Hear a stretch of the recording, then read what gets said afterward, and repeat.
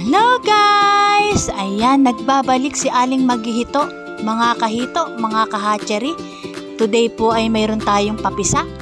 At ayan po, at sa aking likuran, nagpe-prepare na po ang ating kamadrona ng hito. Kinukuhanan po niya ng similya yung ating mga lalaking hito. Napaka-importante po nung dalawang kinukuha na yan. Ang bayag at utak ng hito. Guys, ayan no. Pakita ko sa inyo kung ano itsura ng ating mga similya ng hito. Ito yung bayag niya guys. At ito naman yung napakaliliit na utak sa ulo niya kinukuha guys ng hito ng lalaki. Ayan po ang ginagawa niya kung papaano niya tinatanggal yung mga bayag ng lalaking hito guys.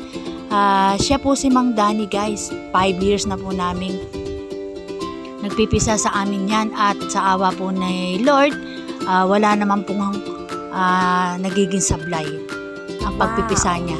At ito naman po yung ating mga babaeng hito guys. Yan, ipine-prepare na niya yan guys. 40 kilos yung ating nakuhang babaeng hito na yan. At sobrang gaganda po ng ating babaeng hito. Ayan na nga po, yung ating hatchery ay akin nang na-prepare. Kinulayan ko pa yan para sa ganun ay makita natin kung maraming mapipisa. At ang ginagawa ni Mang Danny po na yan ay nilulusaw na niya po yung utak ng lalaking hito natin.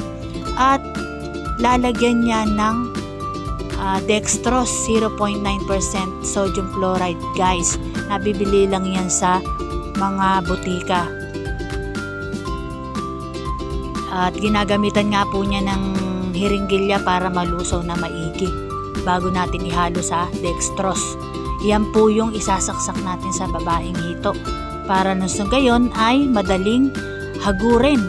At ito naman po yung nakuha na sa lalaking hito na bayag. Yan naman po ay mamaya natin gagamitin after 8 hours.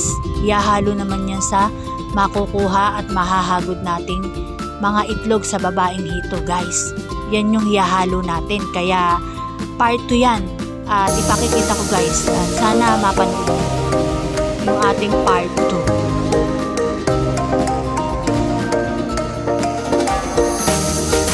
At ito yung lahat ng nakuhanan niya na lalaking hito. Yan po ay 40 kilos guys. Yan naman ay ipinamimigay lang. O pwede nating iprito o ihaw. Kaya nilalagay ko po yan sa rep para kung sino manghingi mabigyan natin guys. At eto na nga itong ating mga babaeng hito. Ito yung ating sasaksakan guys para sa gayon madali nating hagurin yan at makuha yung mga itlog niya.